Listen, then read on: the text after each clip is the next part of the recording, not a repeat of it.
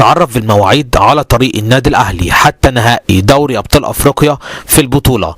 أسفرت قرعة دور ربع النهائي من دوري الأبطال عن وقوع النادي الأهلي في مواجهة الرجاء المغربي. النادي الأهلي أول مباراة له هتكون في القاهرة، وبعد كده العودة هتكون ضد الرجاء في المغرب.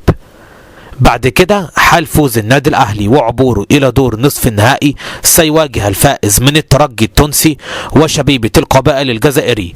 من المقرر أن يكون الذهاب 13 مايو والعودة 20 مايو، وربع النهائي هيكون الذهاب 21 أو 22 إبريل والعودة هتكون 28 أو 29 إبريل. بينما سيلتقي النادي الأهلي في النهائي.